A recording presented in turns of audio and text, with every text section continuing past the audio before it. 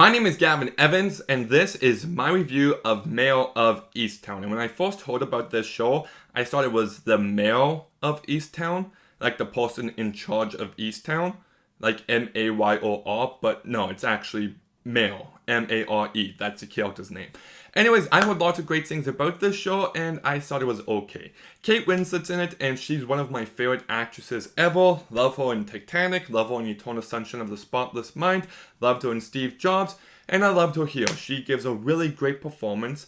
That said, I'm going to go on a little mini side rant. I don't mean to take away from the greatness of her performance, but she beat Anya Taylor-Joy at the Emmys, and that's a big no for me. Anya Taylor-Joy is absolutely phenomenal in The Queen's Gambit. That was my favorite show of last year, and I was very upset she lost to Kate Winslet. Don't agree with that call, but Kate Winslet's still great in the show. Evan Peters is also great in the show. It's nice to see him in something else. I've only ever seen him in the X-Men movies and American Animals. If you haven't seen that, go see it because he's great in it and it's a great movie. And he's great in this show. He just has an instant likability to him. There's something about him that just feels the most relatable person in this show, and I really think he does a great job with it. Guy Pearce is also in the show, and he also gives a good performance. And there's also an actress named Julianne Nickerson, and she's good for the most part in this show, but in the last episode, yeah, she's straight up phenomenal.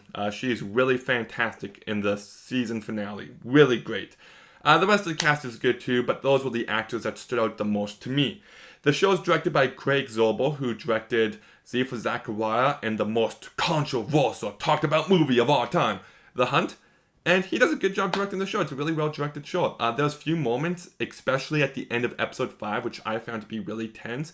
And he brought great performances out of the cast. And the show just is really well shot. It's well directed. So kudos to Craig Zobel. Zobel? Yeah. Anyway. And I do like a good detective plotline. And there was a few times in this show where I'm just trying to figure out, okay, who did it? Who's the enemy here? And it kept me guessing throughout, only for me to be completely underwhelmed by the finale. And here's a few reasons why. Number one is, I hate it when... Okay, so this is a slight spoiler, but I hate it when it's just like, oh, we caught the guy, and then, nope, it turns out we didn't get the guy, and there's another person left. Actually, you do that once, that's perfectly fine. But then the show does it again, where they think they caught someone else. And then it turns out that person isn't the person who did it either. And then at 2 times, you lose me. I'm just like, okay, that's 1 time too many, and you kind of lose me there. And when we get to the finale, after I give my rating, I'll go into why I didn't like the finale, but I wasn't satisfied with the answer. I wasn't satisfied with the conclusion to the mystery. It just did not work for me. This show also has a lot of side characters, and it has too many side characters. This show has so many different subplots with different characters and their relationships, and after a while, it starts to feel like it's getting bogged down by it. I was never really interested in that kind of stuff, and there's so much of it. And it just kind of just feels like a typical detective story. Like, you get a great actor, you put them in a typical detective story, and then it gets great reviews. And I just kind of feel like there's nothing really special about the mystery going on here. I thought Guy Pearce's character was completely wasted. I saw what they were going for with him, but it just didn't really... I just thought they underutilized him. And that's all I really have to say on this show. I really didn't love it. I know I'm in the minority there. I think it's a good show. Like, it's well made. The performances are all great.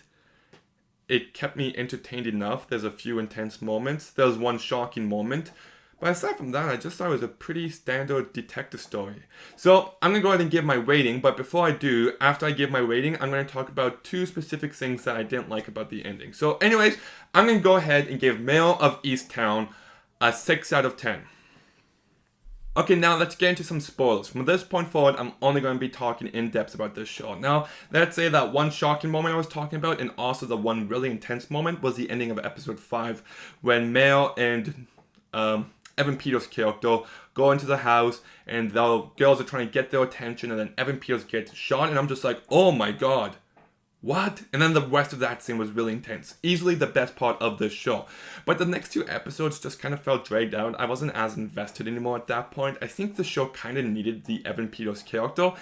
Guy Pearce, I like him as an actor. I think he's good in the show, but his character is completely underutilized. There's a point where Mel's like, I need to grow up before I can be in a relationship with you.